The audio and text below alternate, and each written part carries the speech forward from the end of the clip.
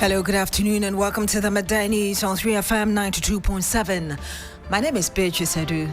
The news is also live on Kasmi 107.1 FM and across the world at 3news.com. Coming up in the next 30 minutes.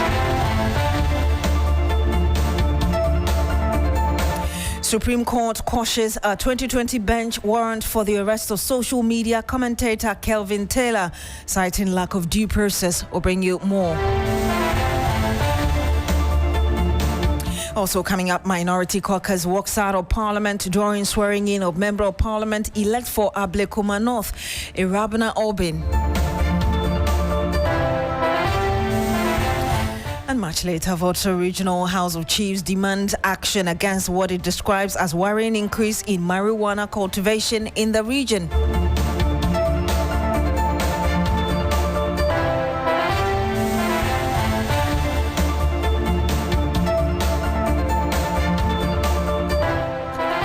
Thank you very much for joining us this afternoon, and we start from the court because the Supreme Court has quashed a 2020 bench warrant for the arrest of social media commentator Kelvin Taylor, citing lack of due process.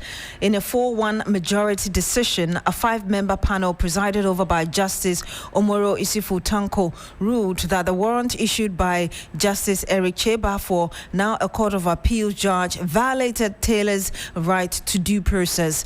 The court granted an application for certiorari filed by Taylor's lawyers, arguing that the bench warrant was issued without giving Taylor a chance to be heard. Justice Ernest Joe dissented from the majority decision.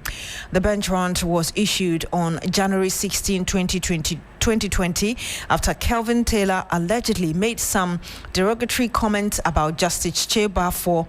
The warrant directed the Inspector General of Police, National Security, and the National Intelligence Bureau to arrest Taylor and bring him before the court to answer for his comment.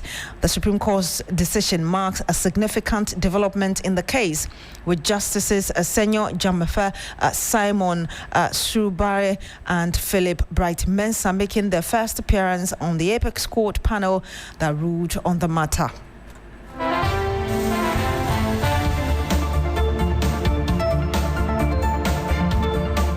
We stay at the court, and the acting Chief Justice, Justice Paul Bafoboni, has urged lawyers and judicial service staff to embrace court-connected alternative dispute resolution as a viable and preferable first option for resolving issues within its scope.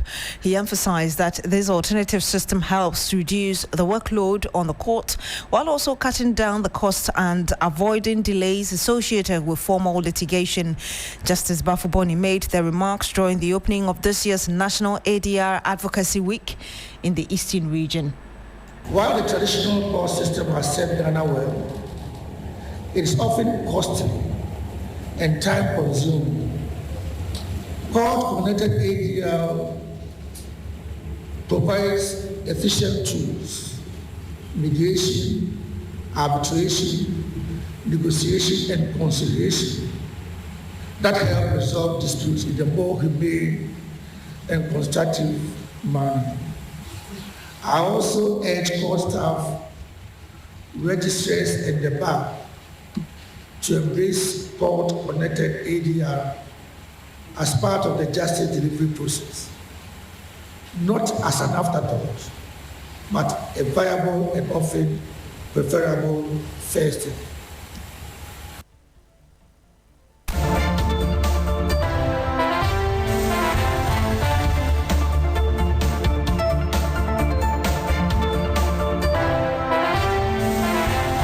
And you have Acting Chief Justice Paul Bafoboni. Now, this afternoon, Parliament will consider the Ghana Medical Trust Fund bill after the minority blocked its emergency passage on Monday. The fund aims to cover treatment and medication costs for non-communicable diseases not currently included under the National Health Insurance Scheme. It will also invest in health infrastructure, medical equipment, and research to improve access to quality health care. Funding for for the trust will come from three sources: 20% of the allocations to the National Health Insurance Fund, Parliamentary approved funds, and returns on the fund's investment. Now, on Monday, the minority raised concerns over a lack of quorum, forcing the House to defer the bill's second reading. And I'll bring you more as well as go to Parliament. But before that, we head to the Volta region because the Regional House of Chiefs there is demanding action against what it describes as worrying increase in marijuana cultivation in the region. Togbe Hodo IV, President of the House, said the passage of the Narcotics Control Commission Act 2020 Act 1019, which allows for the issuance of license for the cultivation of a particular species of the cannabis, has given rise to the incriminate cultivation of the drug. Faisal Abdul Idris, who joins us live on the line with more on this development. Faisal, what do you think this concern from the chief stems from, first of all?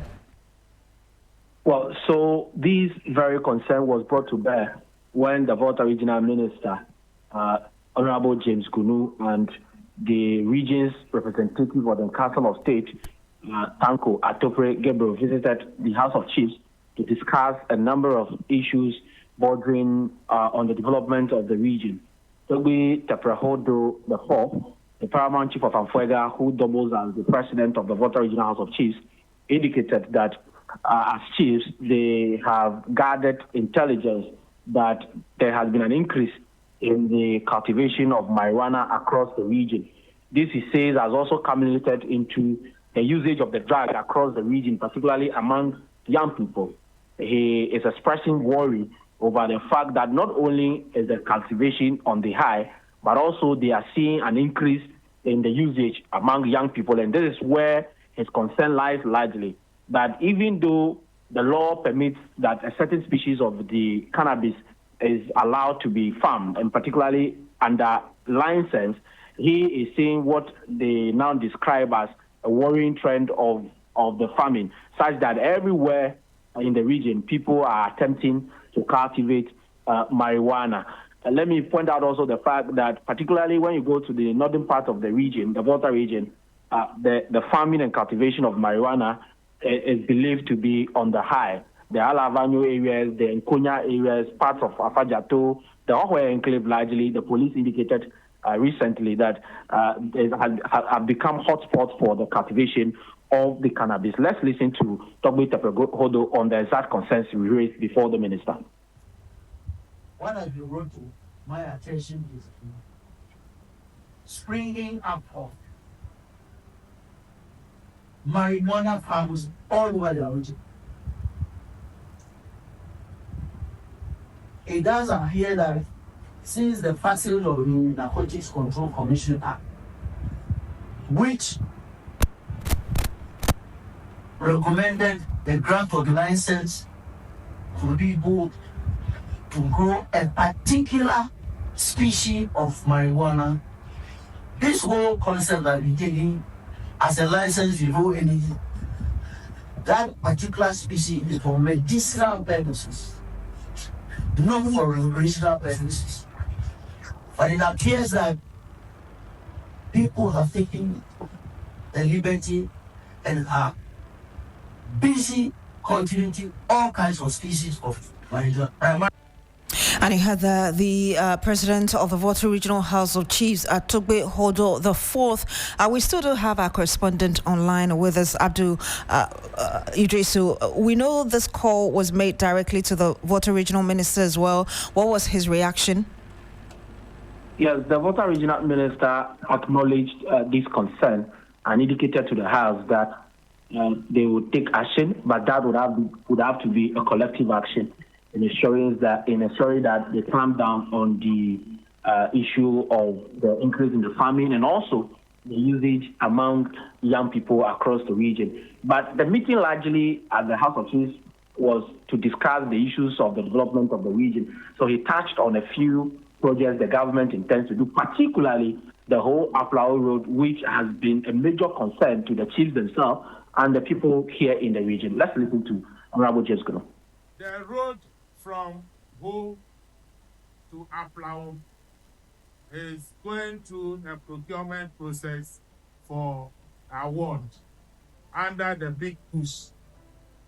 This road is so dear to our hearts that we captured this in our manifesto and we're going to deliver 7 laws, including the Asikuma stretch up to Togo.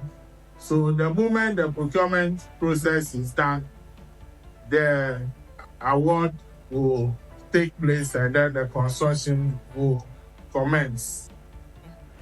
And you had the Volta Regional Minister, James Gunu, speaking earlier to our Volta Regional correspondent, Abdul Faisal Idrisu, and he also bring us the latest from there earlier. Let's return to Parliament because the NDC member of the House for Ablekuma North, Irabna Obin, has officially been sworn into office by the Speaker of Parliament, Right Honourable Alban Bagbin. But the swearing-in did not come without drama, as the minority caucus walked out of the proceedings after being denied an opportunity to make submissions on the floor of the House before the swearing-in. Irabna Obin's swearing-in follows her victory in a closely contested parliamentary rerun in the Ablekuma North constituency. The rerun was held across 19 polling stations after the Electoral Commission nullified the results of the original December 2024 parliamentary election due to allegations of electoral irregularities and the submission of an authenticated pink sheet. Let's listen to what transpired in the House, just briefly. Mr. Speaker, it has been a long, drawn battle. But at long last, the people of Ablekuma North now have a member of parliament. And we are grateful to the Almighty God for making this happen. But even more, we are grateful to the people of Ablekuma North for their resilience. They put up a fight starting from the night when the elections results were being put together, I think on the 7th of December, and they have been fighting since the 7th of December 2024, and today, the 22nd of July 2025, their aspirations are being met. Their desired choice to represent them in the parliament, the night parliament, has finally prevailed. And today we see that the young lady has been sworn in. So, Speaker, I want to welcome Honorable Obin Ewurama. She has really fought a hard fight. She has demonstrated what women can do. She has demonstrated what women can do. Very few men can withstand the pressure that this young lady has withstood. And I want to commend her highly for, weathering the storm, fighting relentlessly the way that she has done, so that today will count. With her addition to this House, the National Democratic Congress has had its number increased by 1 more. Mr. Speaker, I think we now have, the NDC now has 2/3 of the House. Mr. Speaker, let me repeat that the National Democratic Congress now, for the first time in a very long time, has 2/3 of this House. Mr. Speaker, with this number, we can do many good things for this country. With this number, we can carry out significant constitutional reforms to make this country better. Ghanaians today have given us all the numbers that we need to reset Ghana. And indeed, Mr. Speaker, I want to assure Ghanaians that what President John Dramani Mahama said when he was being sworn in still stands, that the National Democratic Congress will not abuse the majority given to it by Ghanaians. And you had the Majority Leader Mahama Ayariga welcoming the newly sworn-in Member of Parliament for the Ablekuma North Constituency, Irabina Obin. Let's get a quick update from Christian Yale. He's our parliamentary correspondent. Chris, what more can you tell us, especially what led to the minority boycotting the entire process and walking out of the House? Exactly. So the minority chief whip, MP for Sawama Dadri, Frank Anodompre, had wanted to make a preliminary statement before the swearing in of Irabin Obin as MP for Ablekuma North.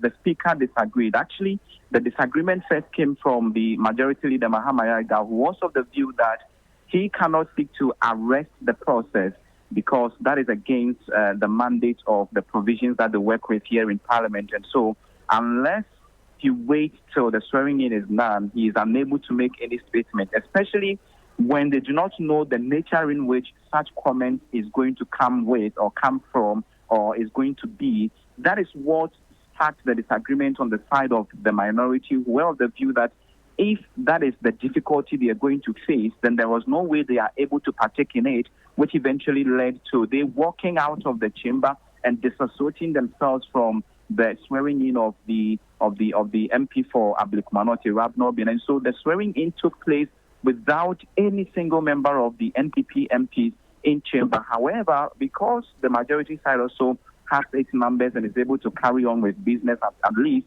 has the quorum to conduct business, they went ahead to have the swearing in done. And right now, right around the premises or the President of Parliament, there are scores of NDC sympathizers and supporters and party executives who have turned up and are still having some warm felicitations and exchanges with the Member of Parliament who has just been sworn into office.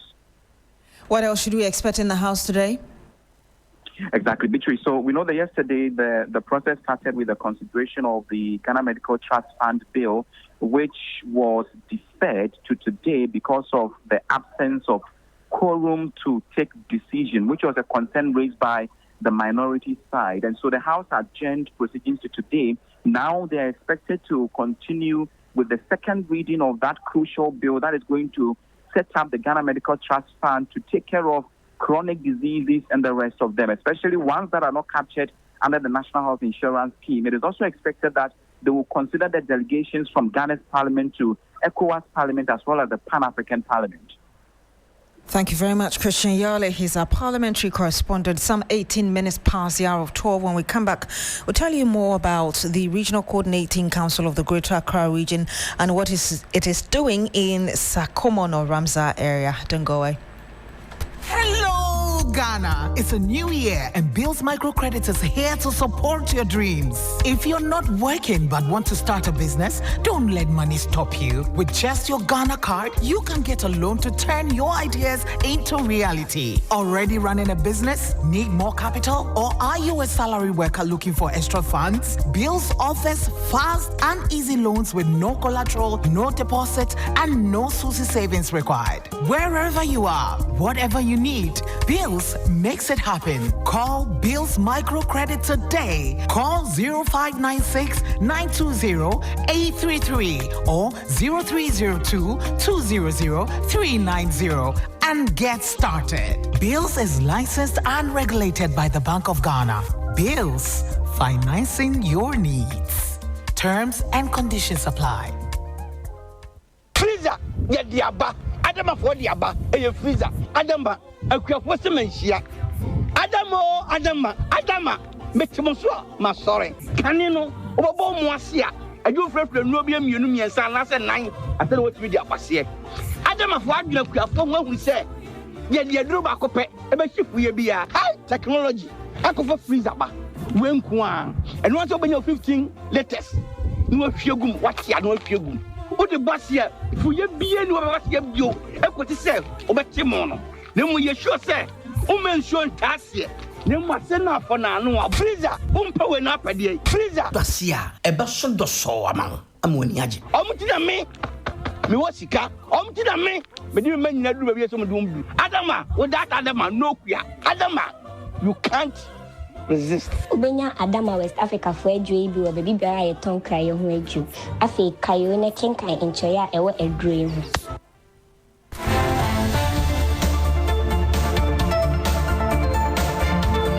20 minutes past the hour of 12. This is still the midday news on 3FM 92.7. Thank you very much for staying. Now, the Regional Coordinating Council, led by the Greater Accra Regional Minister, has returned to the Sakomono Ramsar site for the second phase of demolitions just a month after the initial exercise. And we'll be getting in touch with our correspondent, Joseph Armstrong, very shortly. He's there monitoring events for us.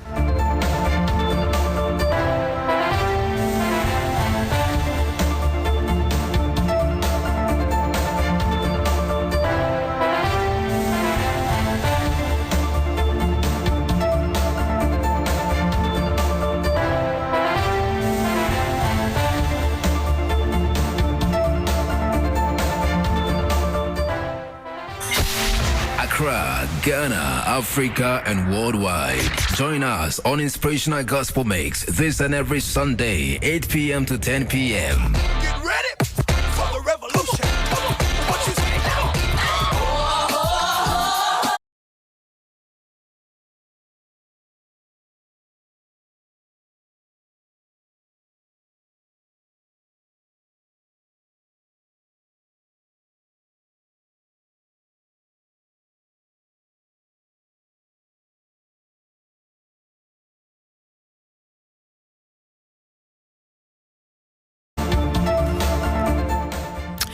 Let's go to the Ashanti region now, and the Sofo Line underpass, designed to provide a safe crossing for pedestrians, has become a hotspot for criminal activity due to its inadequate lighting system, discouraging many from using the facility. Residents and commuters have raised alarm over the persistent darkness in the tunnel, which has turned it into a hiding place for criminals. Multiple reports of attacks and muggings have left pedestrians fearing for their safety, forcing many to avoid the underpass altogether. Ibrahim Abubakar is Ashanti regional correspondent. He joins us live on the line. Ibrahim, what more can you tell us? Well, Beatrice, the reality is now walking through that tunnel feels like a gamble because the poor lighting makes it easy for thieves to hide and even strike. So for most pedestrians, they would rather cross the busy road than risk their safety, even though per statistics from the National Road Safety, and that place is one of the hotspots when it comes to pedestrian lockdown. But go there and you realize that most people who cross the road than to use this safe package, because the lack of functional street lights has not only endangered pedestrians but also defeated the purpose of the underpass as a secure alternative to crossing the highway. So for now, the pedestrians are just calling on local authorities to urgently repair the lighting system and install maybe surveillance cameras to restore public confidence in the facility. Now, this is a project that was started in 2007. As we speak, because the project is not fully completed, I mean the Sofo Line interchange, the contractors are yet to hand it over to the government. So when we made effort to speak to the assembly regarding what they are doing about it, they said for now their hands are tied. They are unable to go and fix it because the project is yet to be handed over to the government. So for now, until maybe that is done and also this lighting system is fixed, then pedestrians will have to navigate the dangers of both the tunnel or even the traffic. Thank you very much, Ibrahim Abubakar. Let's listen to some of what the pedestrians told him earlier. We feel scared. When we are passing here, sometimes our brothers, we have to carry them because they they are scary. So we will pass. Sometimes we will cross the road, and sometimes we will pass here. They should face the lights. And you heard that some pedestrians in the Ashanti region, we do apologize for the poor quality of the sound. Let's return to our earlier story about the Regional Coordinating Council led by the Greater Accra Regional Minister returning to the Sakumano Ramsar site for the second phase of demolitions. Joseph Armstrong is there. He joins us live on the phone. Joe, what can you tell us? Yeah, Beatrice, currently we are heading towards the Sakumo Ramsar site where the regional minister and some task force going to continue with the second phase of the demolition. I can see some military officers and also policemen being brought on site to the place. And we'll be just this morning waiting for the bulldozers and excavators to come for us to continue with the demolition. So as we speak now, the green light has been given. So we are now heading towards the site where the demolition will be taking place. Beatrice. How are people reacting to this? So we are still in the vehicle. We are still in the vehicle here to get to the exact location where the demolition will be taking place. But we are told that, of course, they are gathered there already, pleading with the RISEC to reconsider that decision and give them some time to relocate from the place or, if possible, rezone the buffer area at the Sakumano Ramsar site. Thank you very much, Joseph Armstrong. Be safe. And that was our correspondent there currently on a journey to the Ramsar site, Sakumano Ramsar site, with the Greater Accra Regional Minister for the second phase of demolition in that part of the country. Now, experts are concerned about the whereabouts of thousands of ammunition reported missing since the last quarter of 2024. The revelation by the Defense Minister, Dr. Edward Omanebuama, detailed ammunition taken from the military armory and handed to the National Security Secretariat still not accounted for. Now, with some security experts demanding thorough investigations, there are those who say the ammunition could already be in the hands of the wrong persons. Dr. Victor Docker is a security consultant with the Kofi Annan International Peacekeeping Training Center. Any citizen or Ghanaian hearing this would, have cause for concern. Now, exactly in 2024, which period are we talking about? Is it the whole 2024 or some quarters in 2024? Ideally, now, in the context of our dispensation now in Ghana here, what are the dynamics that play out when you talk about irregular transfer of what ammunitions? Does it pose a threat? Okay, these are the questions that people would generally ask. At some level, you'll rest assured that the security apparatus, as the minister has come out with this information, means they have advanced with regards to what investigations, and it's only a matter of time that people will be named, culprits will be picked up for questions and answering. But I don't think we should be worried in that regard, because now when you talk about even the illegal or the negative use of these, ammunition, should assuming it falls into the wrong hands, you're talking about how the intelligence have picked up who are those who are going to use it for what purpose and whatnot. Right. So I think people should just relax for the authorities to work, with regards to what the information that they have, and the rest assured we'll have some positive results coming up. And you had Dr. Victor Docker. He's a security consultant with the Kofi Annan International Peacekeeping Training Center. And I did tell you that the Small Arms Commission is currently having a press conference, we believe, together with the Select Committee on Defense and Interior. And we'll bring you an update of that press conference in our subsequent bulletins. My name is Beatrice Edu. Thank you very much for joining us on the Midday News today. Log on to shrinews.com for more news. Have a good afternoon.